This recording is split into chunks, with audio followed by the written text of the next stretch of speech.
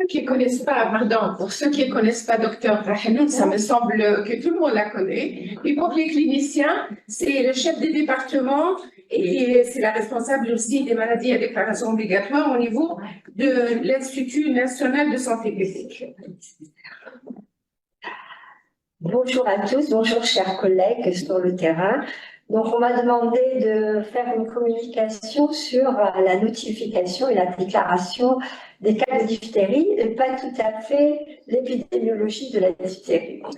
Donc c'est un sujet assez vaste, rabâché, très souvent banalisé, mais qui a son importance. Et il m'a semblé opportun de rappeler certains préceptes qu'on a tendance à oublier. Donc la notification émane toujours d'un système de surveillance épidémiologique qui est basé sur une liste de maladies à déclaration obligatoire et des modalités de déclaration. Les objectifs principaux, bien sûr, il y en a beaucoup, mais c'est d'abord de suivre les tendances de la maladie qui nous intéresse, mais également d'évaluer nos actions de santé publique. Et je pense que ça, c'est quelque chose parfois que l'on oublie.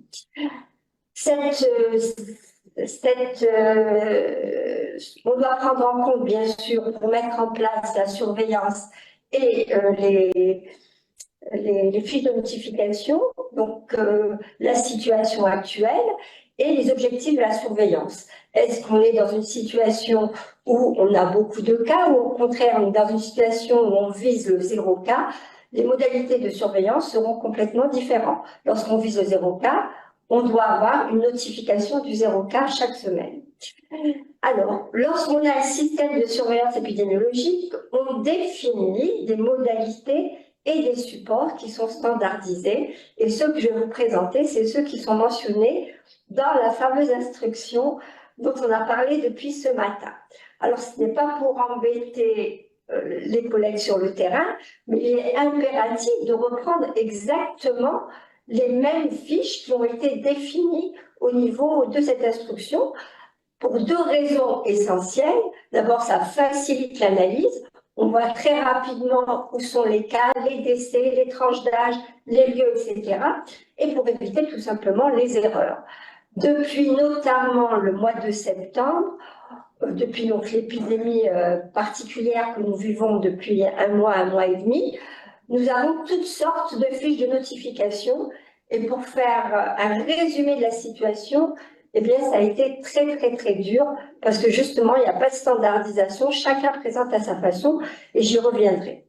Alors, j'aimerais dire que quand même la diphtérie, depuis l'indépendance de l'Algérie, c'est une maladie à déclaration obligatoire, d'abord du fait de sa gravité et de sa fréquence, et plus récemment, parce qu'en fait, on avait l'objectif d'éliminer cette maladie. Bien sûr, les dernières années, il y a eu une recrudescence. Alors, j'aimerais quand même rappeler quelques dates clés concernant cette maladie dans notre pays. Donc, en 62, on a quand même le premier texte réglementaire des maladies à déclaration obligatoire, dont la diphtérie, bien sûr, qui émane de l'ancien système. 69, c'est une date clé pour nous tous, pour toutes les maladies contrôlables par la vaccination, puisqu'il y a un décret qui rend obligatoire ces vaccinations, enfin certaines vaccinations, dont la diphtérie.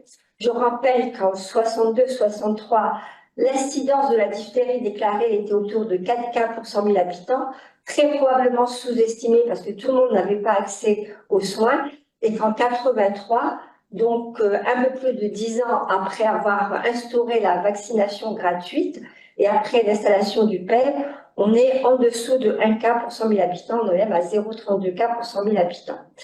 Donc, le programme Élargi de vaccination date de 77 chez nous, puis il a été étendu rapidement. Le premier guide, 78, donc c'est important, les guides de vaccination, puisqu'il vous donne les modalités de la surveillance, comment vacciner, pourquoi. 79, c'est la mise en place du premier système standardisé de surveillance des maladies transmissibles qui répond à la situation épidémiologique de l'Algérie. Donc, pour nous, c'est une date importante. 85 et au-delà, eh bien, après l'extension du PEV à travers toutes les wilayas de notre pays, il a été organisé de nombreuses journées nationales de rattrapage des vaccinations pour augmenter la couverture vaccinale, qui était quand même de 50% en 85 pour le DTCP3, donc, dont la diphtérie, et nous avons atteint plus de 80% en 89, donc à la fin des années 80. Et également, c'est la première révision du calendrier vaccinal avec l'introduction de la rougeole et bien sûr l'élimination de la variole. À partir de cette date, on va avoir plusieurs modifications du calendrier vaccinal. Je ne les ai pas repris. Tout ce que j'aimerais dire, c'est que la diphtérie fait toujours partie de notre calendrier vaccinal. Je pense que c'est ça qui est à retenir. Alors, en 92, alors vous voyez qu'en fin des années 80, on avait quand même eu une baisse drastique de la couverture vaccinale. On pensait avoir maîtrisé cette maladie. Eh bien, on voit qu'en 92 jusqu'en 95-96, on a une résurgence de la diphtérie. Et en 95, on a presque les chiffres que l'on voyait au tout début des années 60, autour de 3,5 cas pour 100 000 habitants. Et puis, à partir de 2008, donc, plus aucun cas de diphtérie. Donc, nous étions très satisfaits de nous. Et à partir de là, on s'est défini deux objectifs majeurs qui ne sont pas spécifiques à la diphtérie. D'abord, c'était d'atteindre un taux national de couverture vaccinale et un taux par wilaya, j'insiste, par wilaya, d'au moins 95% pour tous les vaccins, dont l'antidiphtérique. Et du fait de la situation de la diphtérie, on voulait également donc éliminer en particulier la diphtérie. Malheureusement pour nous, à la fin des années 2010, on a un fléchissement de la couverture vaccinale de manière générale et l'arrivée de la Covid également a aggravé la situation. Et de ce fait, on voit en 2022 la réapparition de cas de diphtérie, surtout sous forme d'épidémie, parce que les années auparavant, nous avons eu 1 ou 2 cas qui ont été mentionnés, qui provenaient du Sud. Donc cette réapparition de la diphtérie, notamment dans les wilayas du Sud et notamment frontalières, a amené à réviser la conduite à tenir devant un cas suspect ou confirmé. Donc je ne vais pas insister dessus parce que tout le monde en a parlé, mais c'est sur cette conduite à tenir que nous devons tous travailler actuellement. Alors, fin 2022, la couverture vaccinale pour le TTCP3 était de 77%. Donc, vous voyez qu'elle avait chuté et loin des 95% que nous nous étions fixés. Ça veut dire que nous avons encore beaucoup de travail à effectuer. Alors, 2024, on a la poursuite de l'épidémie de 2023, surtout durant la première période. Mais ce qui est particulier, c'est la situation de fin août et septembre et jusqu'à nos jours. On a une situation exceptionnelle qui est liée à la climatologie en particulier, mais également à des situations géopolitiques des pays qui nous entourent, notamment le Mali. Alors, c'est une maladie qui est à déclaration obligatoire. Je rappelle juste qu'actuellement, nous avons 45 maladies sous surveillance nationale, dont la diphtérie qui est mentionnée bien sûr en surligné en orange, et des maladies à surveillance internationale, puisque nous avons adhéré au règlement sanitaire international. Toutes ces maladies doivent bénéficier d'une déclaration dès lors qu'elles sont diagnostiquées sur notre territoire. Et cette liste est la dernière en date qui a été définie par le ministère de la Santé et qui date de juin 2022. Alors revenons à notre instruction pour les modalités de notification. Eh bien, cette instruction permet de mettre à jour, donc bien sûr, la conduite à tenir, aussi bien pour un cas suspect, et j'insiste parce que tout part du cas suspect, que du cas confirmé.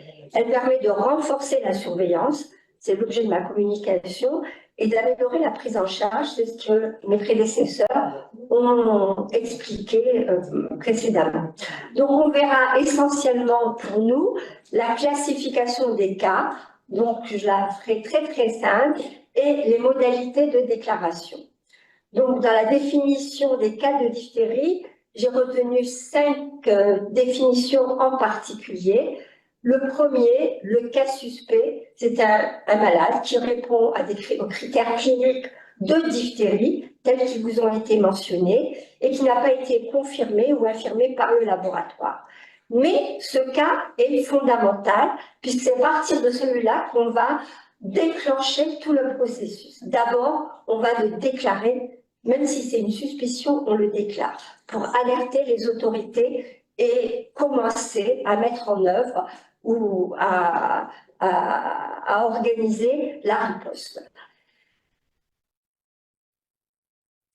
Ensuite, il y a le cas confirmé. Donc, je ne vais pas revenir sur ce qu'a dit le professeur Talimama, mais l'objet, bien sûr, c'est de confirmer non seulement qu'on a Corynebacterium comme agent bactérien, mais également que c'est les producteurs de toxines, et donc on a affaire bien à une diphtérie maladie.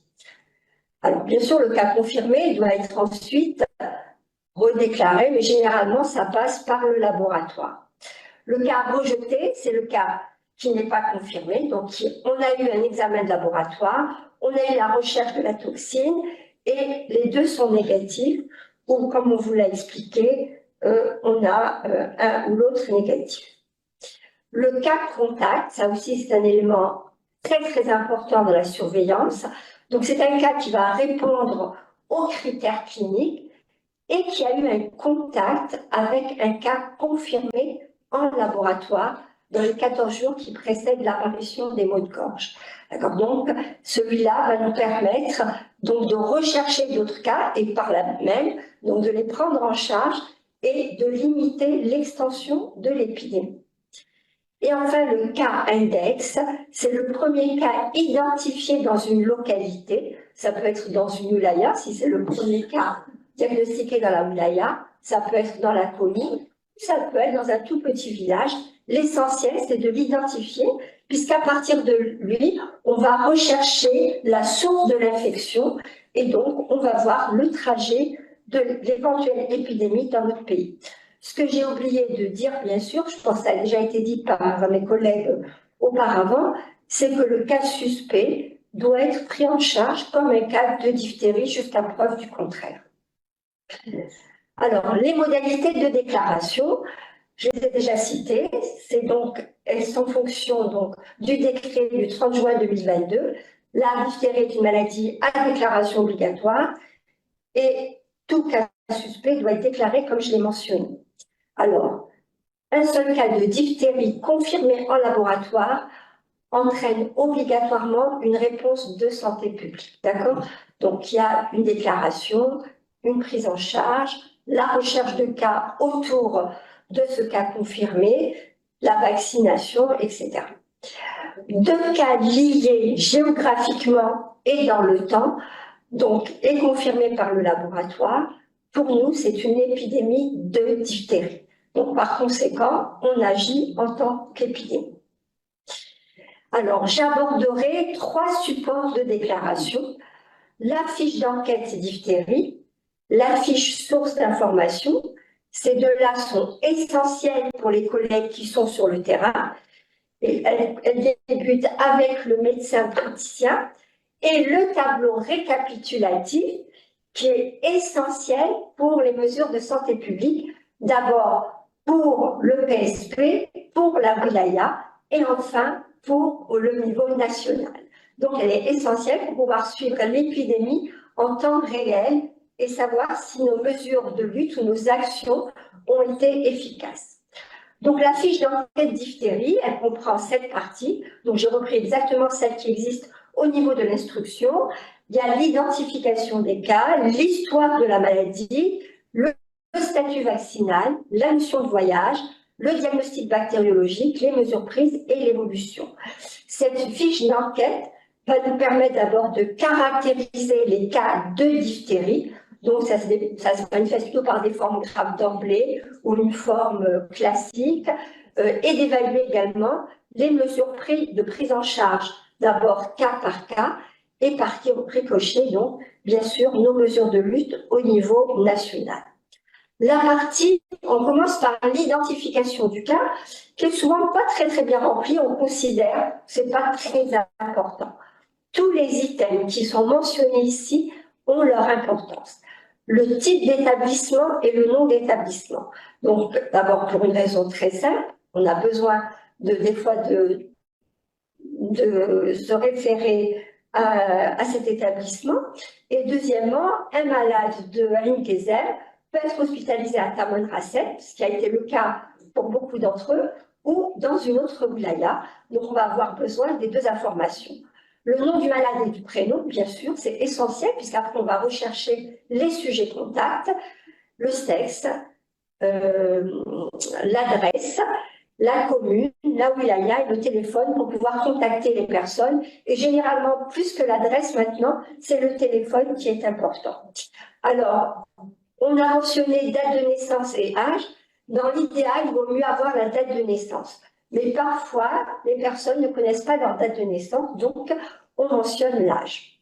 Alors, cette fiche, cette première partie de la fiche enquête diphtérie est essentielle. Toutes les parties sont essentielles, mais elle est essentielle parce qu'elle va nous permettre de rechercher les sujets contacts déjà à partir de ce premier cas identifié et de localiser l'épidémie ou les premiers cas de diphtérie. Donc, tous les items qui sont là doivent être remplis. Je ne sais pas pourquoi ici. Ah oui, alors après, il y a la partie clinique, histoire de la maladie, excusez-moi, j'ai oublié de mettre le titre, c'est pour ça que ça m'a perturbé. Donc, il y a 4 parties dans l'histoire de la maladie. Il y a le contexte, la description des signes cliniques, la forme clinique et la présence des complications. Donc, on va revoir un peu ce qui nous a été présenté par le professeur Achour. Donc, c'est tous les éléments qui vont nous permettre de dire quelle est la forme clinique et si ce patient présente ou va présenter des complications. L'histoire, donc, cette partie nous permet d'apprécier surtout la gravité de la maladie. Donc, l'histoire de la maladie, c'est plus le contexte. Quand est-ce que les symptômes sont apparus? Est-ce que le malade a été hospitalisé? Normalement, oui. Si oui, où? Et dans quel hôpital et dans quel service? Alors, les signes cliniques, on a recensé les signes les plus fréquents qui sont les plus importants.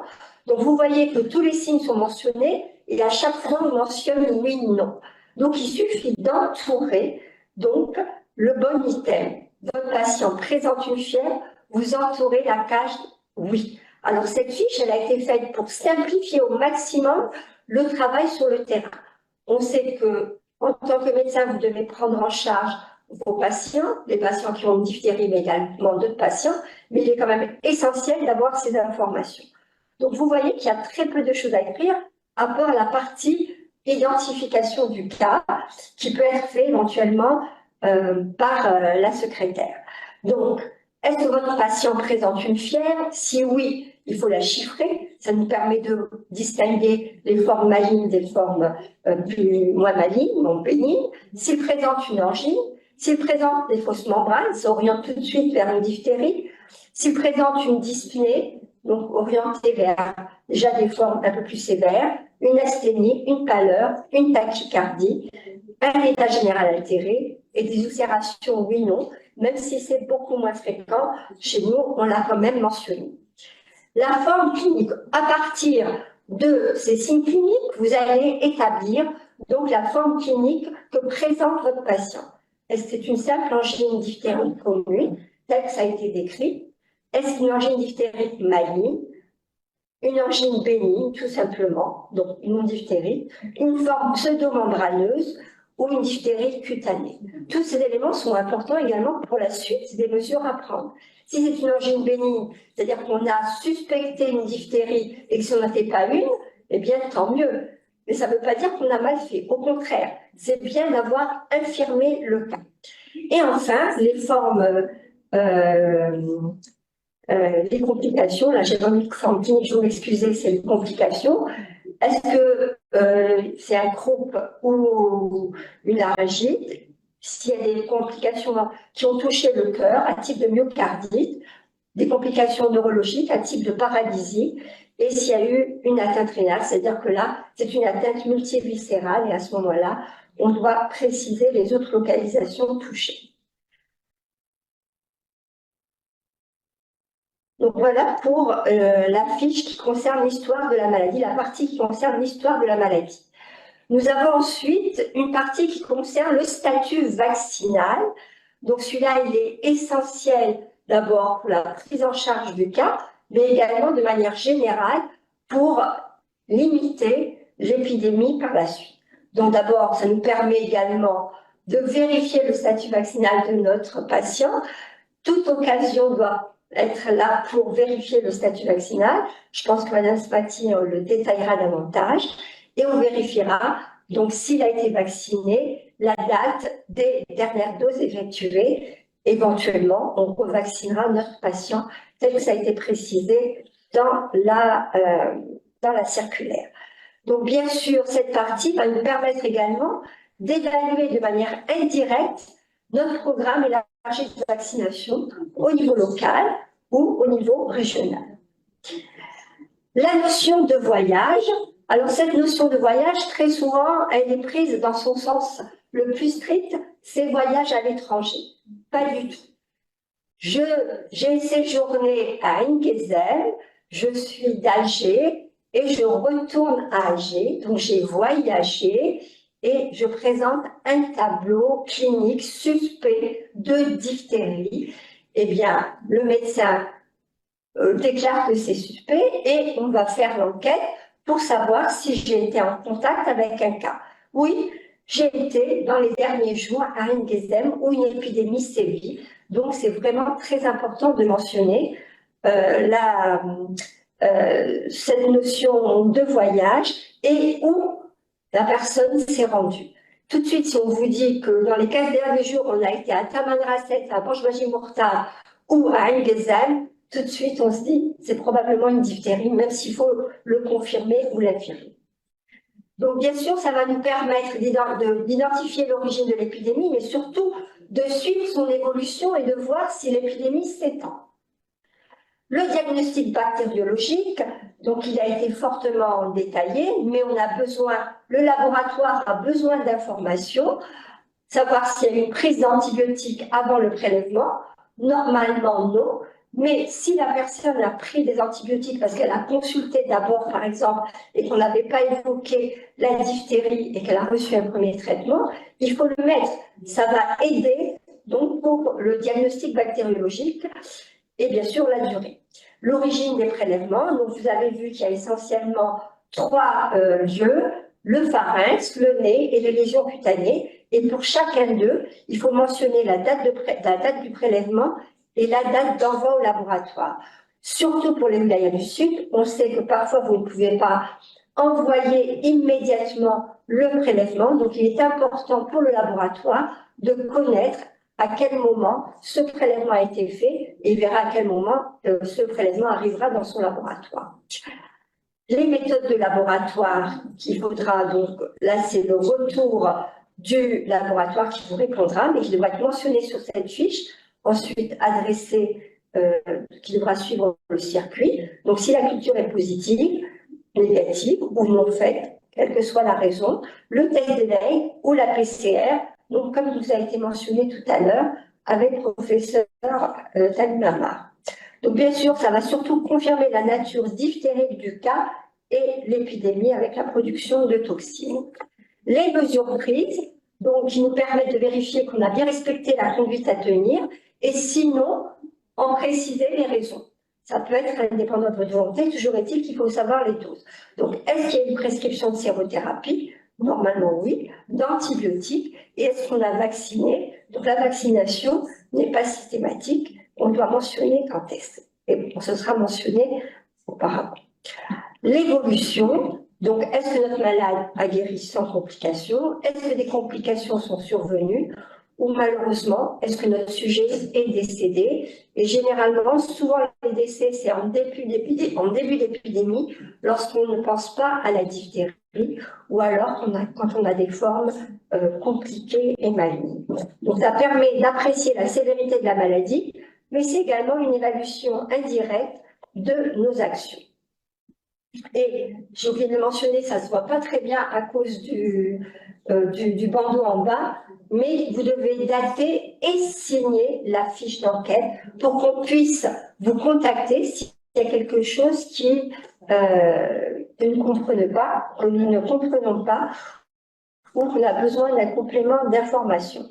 Alors, quand on a des cas par cas, cette fiche doit être envoyée systématiquement et suivre le circuit. Lorsqu'on a une épidémie comme actuellement, c'est sûr qu'on travaillera sur un tableau récapitulatif, mais elle doit exister au niveau local. C'est-à-dire que si on va au niveau local, on peut consulter ces fiches et retracer le tableau de l'épidémie. Voilà pour la fiche d'enquête épidémie. La fiche source d'infection, elle comprend 4 parties: l'identification du cas index, la source d'infection, l'identification des sujets contacts et les mesures prises. Cette fiche source d'infection est indispensable, alors surtout actuellement, pour éviter que l'épidémie ne s'étende. Il faut absolument identifier les sujets contacts pour d'abord les traiter et puis pour éviter qu'il y ait d'autres contaminations. Et elle est basée sur la recherche du cas index et bien sûr des sujets contacts.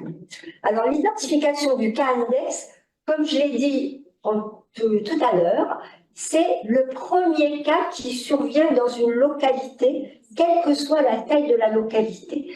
Donc, à partir de là, vous allez voir comment l'épidémie se propage. Donc, nous, par exemple, on a pu suivre durant l'année 2023, notamment, la remontée de la diphtérie à partir des cas du Sud, parce qu'à chaque fois, on demandait quels étaient les sujets contacts. Les sujets contacts, on revenait en arrière, et de fil en aiguille, on a pu tracer la route de la diphtérie.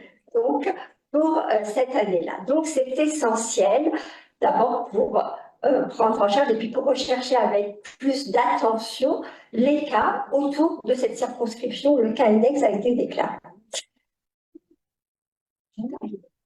La source d'infection, donc, qui est donnée par le cas index, donc on l'identifie, on donne le nom, prénom, bien sûr son lieu de résidence. Autour de chaque cas, suspect d'abord, puis confirmé par la suite, on doit rechercher les sujets de contact. On n'attend pas la confirmation. Si on a une suspicion de diphtérie, on commence la recherche des sujets de contact. C'est essentiel.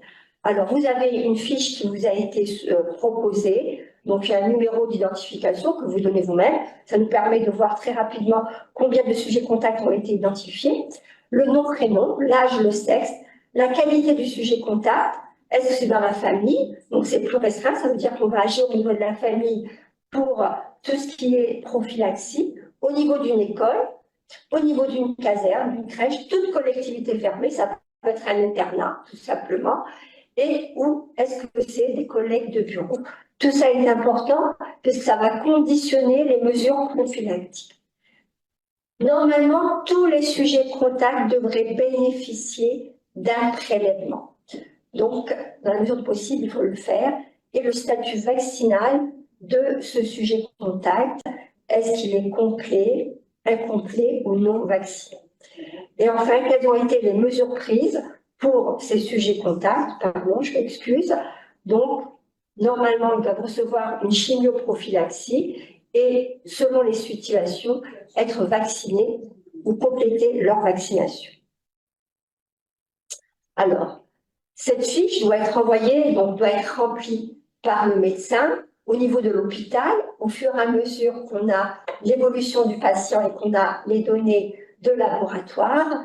Une fois que le malade est sorti guéri, cette fiche doit suivre un circuit, donc remonter au CMED, puis à la DSP, puis au niveau central. Alors, en cas d'épidémie, comme nous l'avons vécu ces derniers mois, en particulier ce dernier mois, j'ai bien entendu que vous ne pouvez pas remonter toutes ces fiches d'enquête. C'est impossible et ça n'a pas beaucoup de sens. Donc, il est important, en tous les cas, dans un premier temps, qu'on ait régulièrement les fiches récapitulatives et quotidiennement. Alors là, j'aimerais faire des remarques. On a en particulier 3 wilayas qui doivent nous rendre compte quotidiennement: Engezem, Borj Mortal et Tamanrasset. Et par commune, oui, mais ça c'est écrit. Là, j'ai dit, je parlais des wilayas. Donc, ce que je voulais dire, c'était qu'il faut s'entendre quand est-ce que vous envoyez la fiche. Parce que, par exemple, entre Engezem et Tamanrasset, on reçoit le 7 octobre, c'est le récapitulatif du 6 octobre, et pour l'autre, c'est une récapitulatif du 7 jusqu'à 2 heures l'après-midi. C'est pas possible de travailler comme ça. Donc, je pense qu'il faut l'envoyer le matin pour le récapitulatif de la journée précédente, pour toutes les wilayas et pour toutes les communes de ces wilayas. Sinon, on aboutit à des non-sens. On ne sait plus exactement combien il y a de cas. Donc, pour chaque commune de ces wilayas, vous devez envoyer quotidiennement, mentionner la journée due, donc faire référence, donc c'est le récapitulatif de la journée du 6 octobre qui est envoyé le 7 octobre. Donc, il faut bien faire la différence entre les deux. Vous devez préciser le PSP, la commune, la nationalité, puisque spécifiquement pour cette épidémie, nous avions essentiellement 3 nationalités qui circulaient: malienne, algérienne et nigérienne. Ça ne veut pas dire qu'il n'y en avait pas d'autres, mais c'était les principales. Et on doit préciser pour chacun le nombre de cas vivants et le nombre de cas décédés. Décédés, ça va nous permettre de calculer le taux de létalité et d'apprécier la gravité de la maladie, mais également indirectement d'évaluer nos actions. Alors, on doit préciser le nombre de cas confirmés ou suspects. Les cas suspects sont déclarés, vous voyez bien ici.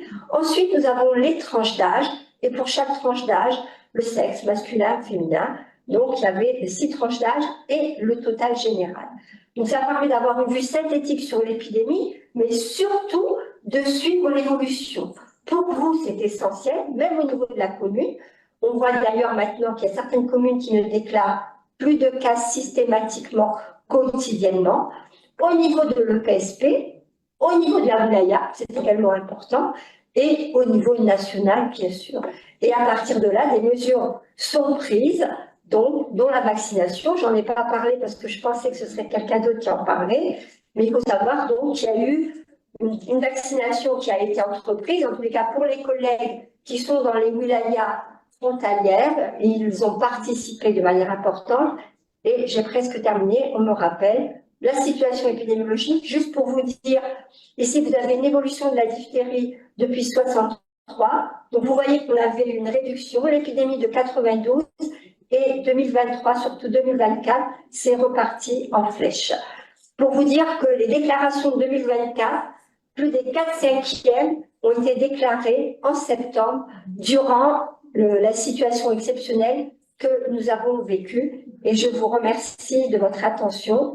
Donc, j'avais présenté la carte. C'était juste pour vous montrer que la majorité des cas, en tous les cas de l'année 2024, mais surtout août et septembre et un peu octobre, puisqu'on a commencé le mois d'octobre, sont situés essentiellement dans 3 wilayas frontalières, Borj Mortal, Tamanrasset et Engezem. Je vous remercie. Merci. Je m'excuse. Je vous en prie. Non, c'est bien, parce que c'est important. Merci beaucoup, Dr Hannou. Je pense que c'est tellement important, comme vous l'avez si bien expliqué, que ça nous permet d'évaluer nos actions et ça nous permet aussi de prendre des décisions et les mesures qu'il faut. Alors, sans trop tarder, maintenant j'ai avec nous aussi, c'est vraiment une chance de mobiliser et je les remercie encore 1000 fois d'avoir répondu rapidement parce que je les ai contactés hier pour répondre aujourd'hui.